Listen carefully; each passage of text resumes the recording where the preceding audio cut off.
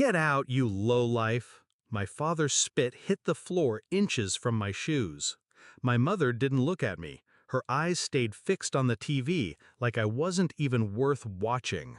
"You'll never be anything," she said. "You'll die broke, just like you deserve." I could have told them about the 20 million sitting in my investment account. I could have reminded them I built a business from nothing while they laughed at me. But I didn't. I just picked up my bag, turned the knob, and walked out. Growing up in that house was a lesson in endurance. Praise was rationed like water in a drought. Affection, conditional. Every achievement was not enough.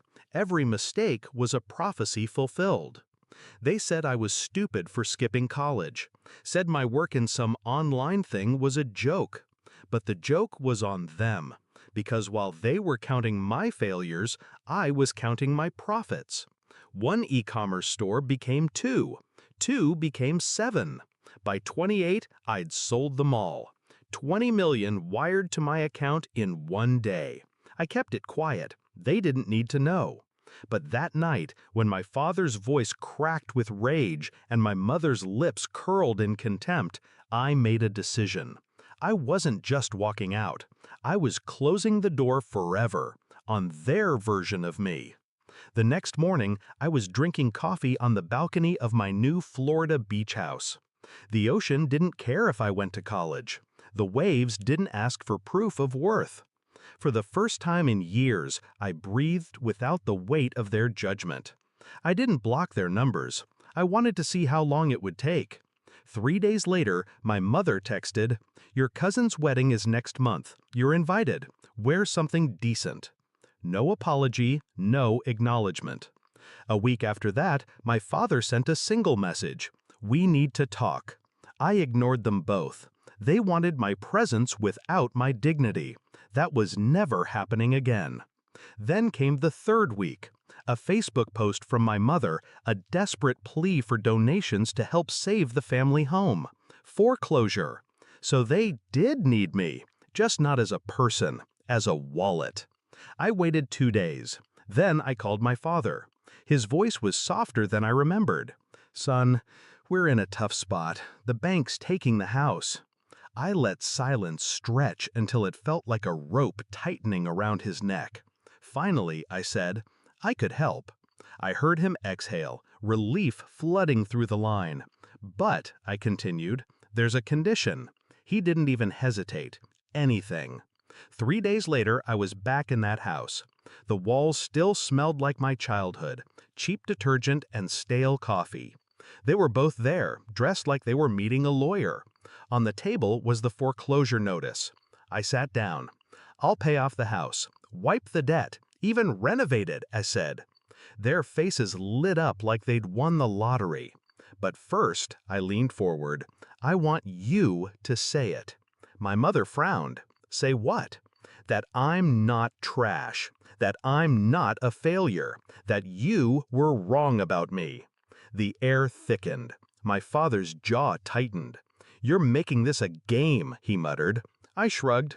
"No game, just the truth. One sentence buys you a house." It took 5 minutes of silence before my mother cracked. "We may have misjudged you," she said. "Not enough," I replied. She clenched her fists. "Fine, you're not trash. You're not a failure. We were wrong."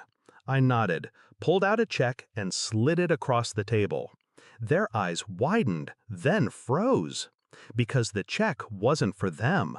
It was made out to Emily Clark, my former neighbor, the woman they mocked for being beneath us. She'd let me sleep on her couch the night they kicked me out. She was the one losing her house, too. You can't be serious," my father stammered. "I am," I said. "She believed in me when you didn't. She gets the lifeline. You get the truth." My mother's face twisted. "You'd let your own parents protect, parents support. You did neither. You're just people I share DNA with." I stood, left the check on the table, and walked out. Behind me, my father shouted my name. My mother cursed. I didn't turn back. A week later, Emily moved into her fully paid-off home. She invited me over for dinner as a thank you. We ate on her back porch, laughter rolling easier than any conversation I'd had in that old house. Meanwhile, my parents' foreclosure went through. They moved into a cramped apartment across town. Word got around about the check and who I'd given it to. They didn't just lose the house, they lost the story they'd told everyone about being good parents to an ungrateful child. I didn't set out to humiliate them. I set out to show them I didn't need them, and that the currency they valued most had never been money. It was control. Now they have neither. The ocean's outside my window again tonight, whispering its endless hush. I think about the last thing my father said before I closed their door for good. One day, you'll regret this. He was wrong.